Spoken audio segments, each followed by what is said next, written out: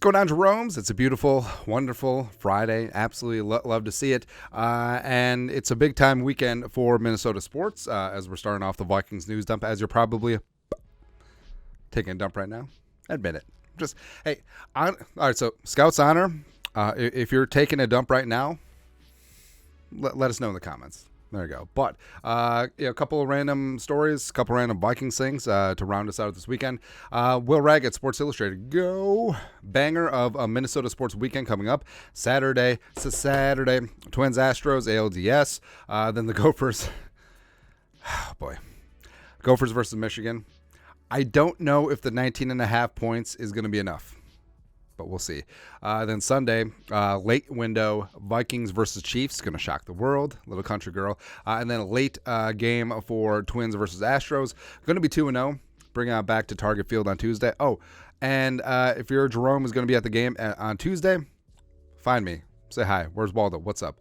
Also, Wolves and Wild preseason games on Saturday, too. Also, I wonder... So all the NBA preseason games over in Abu Dhabi, you notice that the starters are playing big minutes. Like, was that part of the deal? I assume it was. Anyways, some actual Viking stuff. So Jordan Schultz, Vikings are signing guard tackle Hakeem Adeniji from their practice squad to the 53-man rooster per Souse. 25-year-old started 15 games over the last 3 seasons for the Bengals. Now, Hakeem the Dream started in the Super Bowl against Aaron Donald. It did not go well. But Adenji's been on the Vikings practice squad since the start of the season, so this is a pretty decent procedural move. And also, it's weird. The Vikings had 52 men on the 53 through the game against Carolina. I don't know if that's a violation. I mean, I feel like if you're the NFLPA, that's costing one of your guys an active roster game check. I don't know. Who knows, man? But Adenji's up on the 53. Awesome. Ooh, the pride of Kansas. Let's go. Also, let's go. So TJ Hockinson, when he got here for the Vikings, he fully bought into the culture. Him and the tight ends had a ball at the Wild game, and they're taking care of him. So when I initially saw this on Instagram, I deadass thought that Hockinson had been traded to the Packers or like the Edmonton Elks or something like that. But Hockinson showing off the state of hockey ready for the season start, Minnesota Wild, because the Wild got them some awesome throwbacks, North Star style, and it's going to be beautiful, man. I wish that more teams would allow this, so obviously the North Stars moved to Dallas and became the Dallas Stars, whatever, and then the Wild came in, but Minnesota still retains the North Stars history. Like, The Tennessee Titans should not have the Houston Oilers history. Like, the Houston Texans should maintain that, because it's not so much the team that moves. It's about the city. It's a civic pride, man. But whatever. But either way, those look good. I mean, yeah, they may be Packers colors. They may be NDSU Bison colors, but they look pretty good, man. Also pretty good. So Vikings page tweeted this up. The Vikings would have had interest in cornerback J.C. Jackson if he was to be released. Darren Doogie Wolfson mentioned on Score North. Minnesota was not looking to take on Jackson's $14 million cap hit, which subsided their interest. Jackson was traded to New England a few days ago. The former Super Bowl champ, blah, blah, blah, blah, blah, blah. All right, so Jackson would have made sense. And what's interesting is that, so the Chargers basically bit the bullet. Like, they signed J.C. Jackson to this huge-ass contract 2 off seasons ago, and they're actually paying the bulk of his salary this year. I think New England's only paying like $1.4, $1.5 million of his salary, and that's all that's coming out of the books. So it's a hell of a trade. And frankly, if that would have been the deal, I would have been down to clown. Or maybe even paying an extra couple million just to prime away from New England, where J.C. Jackson's a hell of a player, man. I obviously found success in New England, a couple years with Brian Flores, and he just wasn't used properly in L.A. because the Chargers, under Staley, they want to play a zone-heavy scheme. J.C. Jackson's a man-to-man dog, man. I mean, J.C. Jackson's a damn good player.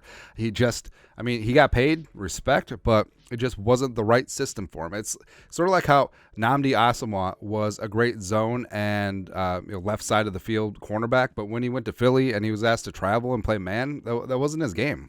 It wasn't. So the whole thing about corners is like, yeah, corner can be good, but a corner generally has to be in a specific scheme to match their skill set. Right, and the ones who are scheme agnostic that can do it all are really special. Also really special, TJ Hockinson, tight end 1 in fantasy, although last 2 games have been kind of rough for him. But he squares off against Travis Kelce, widely regarded as the best tight end in the game right now.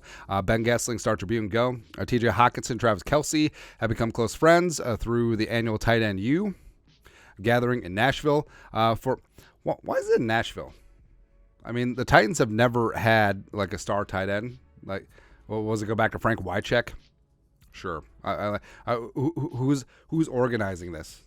I don't know. For all the time he spent listening to Kelce share the secrets to his success, Hockinson knows stopping him is easier said than done. That's okay. I mean, we're just going to quadruple Kelce, and if MVS beats us or Kadarius Toney doesn't drop bowels, we'll be fine. But I think this could be a passing of the torch game because, I mean, Kelce is starting to age out. Even though he's an absolute stud, can't play at a high level forever. And Hockinson, with incentives, will pass Waller as the highest paid tight end in NFL history. And he's got to show it. He's got to grow and show and completely dunk on his friend. Like, who is the best number 87 tight end in U.S. Bank Stadium? That's right. Maybe Taylor Swift will rethink things. I don't know. Although I think Hawkinson's like engaged or something. Doesn't matter.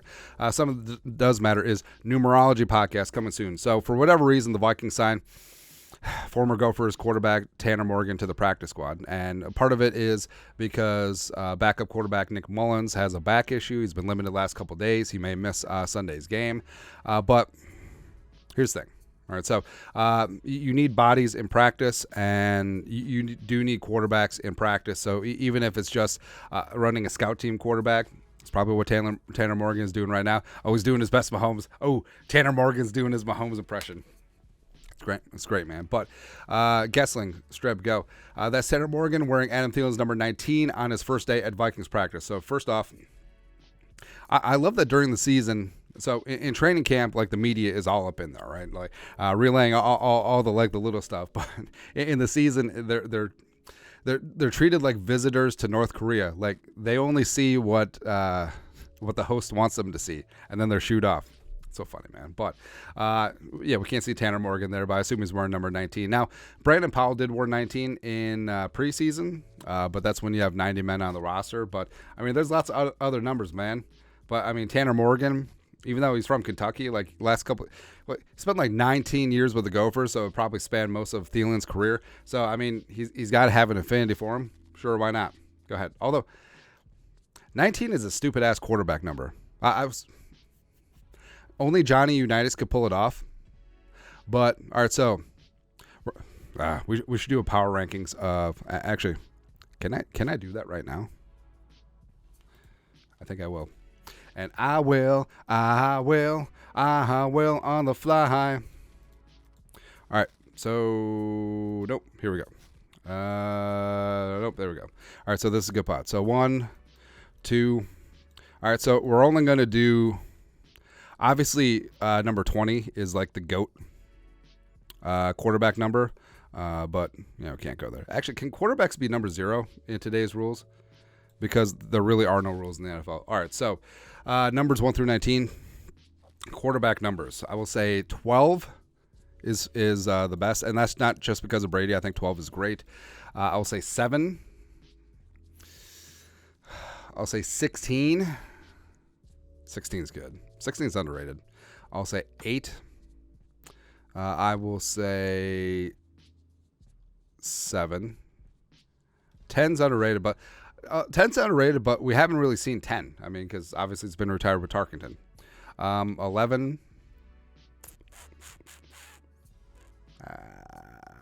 5. Actually, no. 4. 17, I think, is really good. I mean, Phillip Rivers, Dave Craig. We'll do that. Actually, well, let's just skip the chase. All right, so 19 is at the bottom. I'll go number 1. I'm not really a fan of quarterback wearing number 1. I don't know what it is, but it just rubs me the wrong way. 3. We'll go 14. Dan Fouts, what up? I will put, all right, so yeah, 18 doesn't stick with me. 15 is down there too. Deuce, for whatever reason, I'm not buying it. I'm not buying it, man. Also 6. Whatever on 6. Lost my train of thought. 1, 2, 3, 4. Oh, yeah, we got 5. All right, 6 is on there. 7 is goated. 8, 9, 10, 11, 12. 13 Marino. Is that it? I really know my numbers. All right, so that's QB number power ranking. Again, this is a good pod, and I'll even misspell number. Don't really care. There we go. Something that is important, though. So in my speculation video after the Vikings signed Tanner Morgan to the practice squad, I was like, oh, maybe he'll just be the emergency third quarterback. But actually, if the Vikings do want to use Tanner Morgan as the emergency third quarterback, he does have to be on the 53-man rooster. So say Mullins misses on Sunday, which hopefully doesn't happen. You could have a spot where it's just Kirk and Jaron Hall as your 2 quarterbacks, and maybe you don't have an emergency third, which would be fine. A lot of teams just roll two quarterbacks as it is. But I mean, that's the reason that they brought in the third quarterback rule. It's a bit of a luxury, but then you do have to carry 3 quarterbacks on your 53. Also, Tanner Morgan isn't going to know enough of the playbook. I mean, it's coming in on freaking Thursday, so he's got 2 practices to even merit being a third quarterback. So that's whatever. It could be a moot point, but also it could be fine if Nick Mullins' back is fine. I mean, Nick Mullins is a lot younger than you think. He's only 28. Anyways, something that's also a lot better than you think. So Vikings run blocking has been fantastic the last 2 games. Big reason has been Christian Darrisaw, who's one of the road grading left tackles in the game, and Josh Oliver, of course, is the best blocking tight end. This from Arjun Menon, most successful rushing offense in each a rush gap this season. The Vikings running the ball to the left and outside. The tackles are between work extremely well for them this year. So running over left end, which I mean Josh Oliver generally lines up at, as well as left tackle. Looking good. Looking good, man. Inside, then you got the commies. Then you have the Saints running up the middle. I love to see that. The Eagles, stupid tush push, the brotherly shove, because Hurts is right hand. He generally shades a little bit more to the right side. Whatever. Cardinals, right tackle, and then the Lions over at right end with Laporta as well as Penei Sewell blocking over there. So cool, fantastic. Speaking of blocking, so offensive coordinator Wes Phillips. He had some words about fans' reaction to Ed Ingram, and of course, we're ready to storm the Bastille. Why is Ed Ingram still starting? Why is he doing this? Why is he doing that? And Wes had some insight, and this is what he said from Alec Lewis, The Athletic. Asked Vikings OC Wes Phillips today how he'd evaluate right guard Ed Ingram through 4 weeks, is what he had to say. I think Ed has continued to improve and learn from some of the not positive plays. The thing with offensive line in general, and you see this across the league, but once a narrative is created, and this can be true with any position, but especially offensive line, a lot of people and fans don't always know how to evaluate the position. So it's, hey, this guy can't play, so everything they do gets magnified. That's just what you have to live with in those instances. What I've been proud of him, our offensive line general is blocking out the noise, Now, I will say, Ed Ingram, his run blocking has been phenomenal. Like he's done really good work. But see, this sort of bugs me too, where football is a simple game complicated by idiots. Now, that is a quote from the legendary Bill Shankly. Liverpool. Now, of course, Shankly was talking about football as soccer, but football still applies here too. Where, I mean, it doesn't take a rocket scientist to see when a guy gets beat one-on-one, or a guy makes a mistake, or a right guard steps on the quarterback's foot thrice last year for sacks, or knocks the ball out of the freaking quarterback's hands, or his guy causes a strip sack, or his guy causes a deflection into an interception, right? But it does feel like Ed Ingram's mistakes have been big and in inopportune spots, and he still has allowed the third most pressures in the league with 14. Thank goodness Chandler Zavala exists. But I mean, Ed Ingram has improved, and he did improve throughout the season last year. But if you're going to say that he is still one of the best 5 offensive linemen, That'd be kind of dicey. I understand why the coaches want continuity, because that is extremely important with the offensive line. And you could blame some of the offensive line's deficiencies the first couple weeks on injuries, because Bradbury has been out. And if Bradbury is back in there and Ed Ingram is allowed to operate in between Bradbury and O'Neal, again, not taking anything away from Schlutman, who is fine, maybe that will help him. Having solid veterans surrounding him, Darisaw back in full strength, and Ezra have just balling out over there. So, okay, maybe.